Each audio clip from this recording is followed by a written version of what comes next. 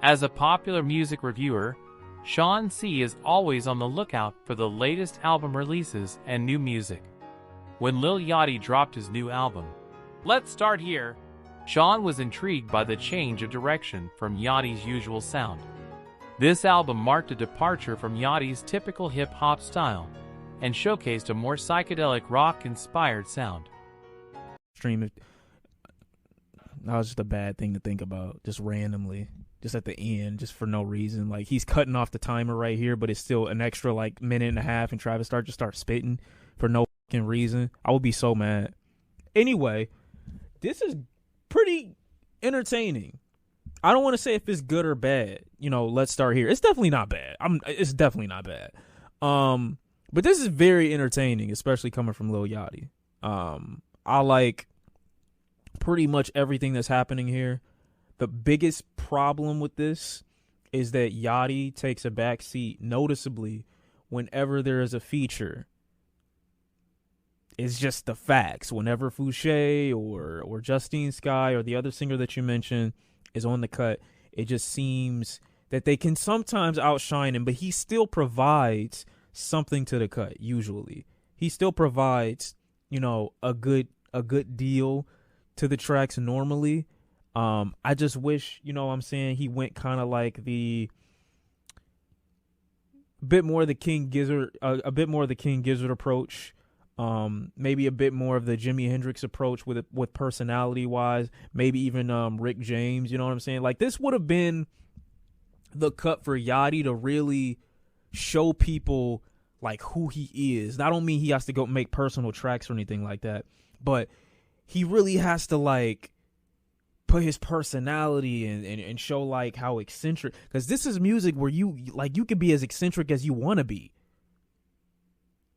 You can be as explosive and as like, you can really just put your whole face in this shit. And I feel like he held back a lot. Obviously, I understand why. This is kind of new territory for him. I don't expect him to perfect it the first time around. Musically, I think he made a lot of wise decisions. Some of them were hit or miss, you know, with some tracks being a bit more monotonous. But for the most part, musically, I think he took it in almost the perfect direction, or in as best of a direction that he could. There's still a lot of Tame Impala influence on here. There's still a little bit of like Radiohead influence here.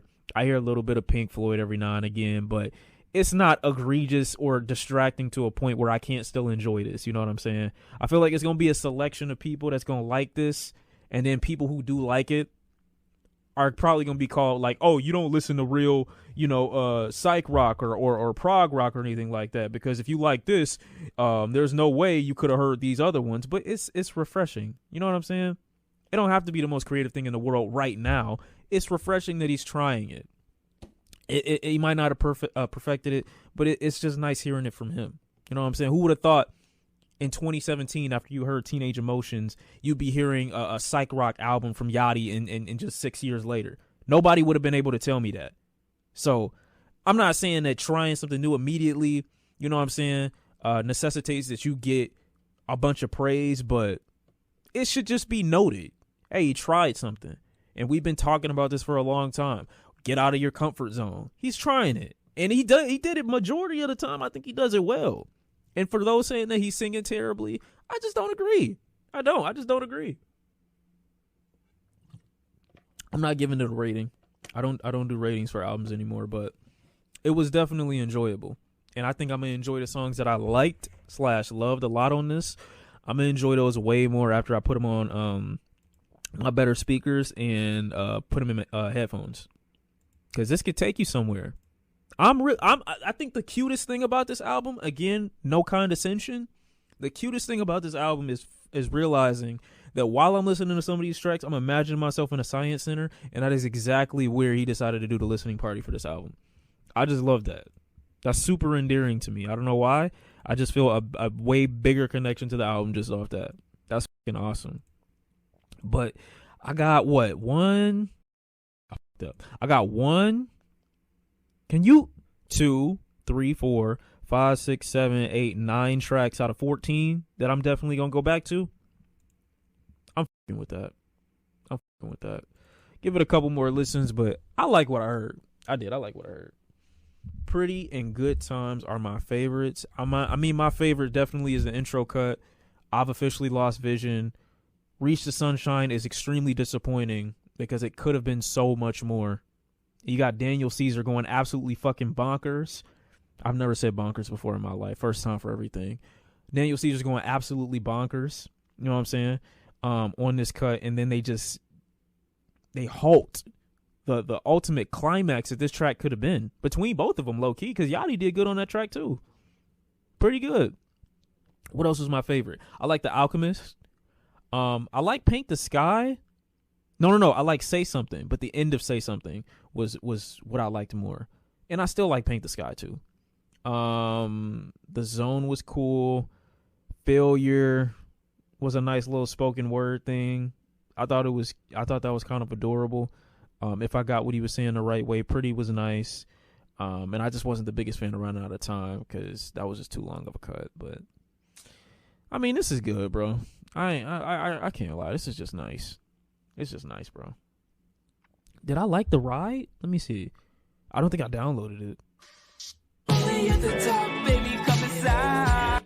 I don't think I downloaded it. I'm gonna need to listen to that one a few more times. It's definitely giving me Steve Lacy, so like I like it, but it's hit or miss for me. Turn the donos on. Oh yeah, you're right. I almost forgot. Say Something Good as. It's cool. Oh, you know what? Never mind. You agree with Traza? That means you should be banned. No one should ever agree with Traza. What did he say? I'm not even. Shawn Cee admired the creativity and bravery in Yachty's experimentation with a new genre. The album features some great instrumentals that impressed Shawn and showcased Yachty's musical prowess. However, Shawn also noted that some fans were not as thrilled with the album as he was. Despite the great instrumentals, many fans felt that Yachty's vocal and lyrics put them off from fully enjoying the album. Despite these mixed reactions, Shawn believes that Let's Start Here is a fascinating departure from an already famous artist. He sees this album as a sign that Yachty is constantly evolving and pushing boundaries in his music. The album is definitely indulgent, but Shawn believes that it never loses its way and demands to be heard as a cohesive whole. The final track, Reach the Sunshine, featuring Daniel Caesar, is a standout moment for Shawn. He describes it as a full-on widescreen mind record that really showcases the album's strengths. This track, along with the rest of the album, demonstrates that Yachty is an artist to be taken seriously, and that he is not afraid to try new things in his music. While Shawn Cee recognizes that some fans may not be fully on board with Yachty's change in direction, he believes that time will tell if this album turns out to be anything more than just a bold experiment. As a music reviewer, Shawn always appreciates artists who are unafraid to take risks and push the boundaries of their craft, and he sees Let's Start Here as a testament to Yachty's willingness to do just that. The indulgent nature of the album is evident in its length, with many tracks featuring extended instrumental sections and multiple interludes. This gives the listener plenty of time to absorb the different sounds and influences present on the album, creating a rich and immersive experience. Despite its indulgent nature, the album never loses its way or feels disjointed. The tracks flow seamlessly into each other, creating a sense of unity and cohesiveness. The various musical elements present on the album are carefully woven together, creating a sound that is both diverse and cohesive. In conclusion, Shawn Cee was impressed by Lil Yachty's change of direction in his new album. Let's Start Here. Despite mixed reactions from fans, Shawn believes that the album is a fascinating experiment that showcases Yachty's bravery and creativity. He recognizes that some fans may not be fully on board with this change, but he believes that time will tell if this album becomes more than just a bold experiment.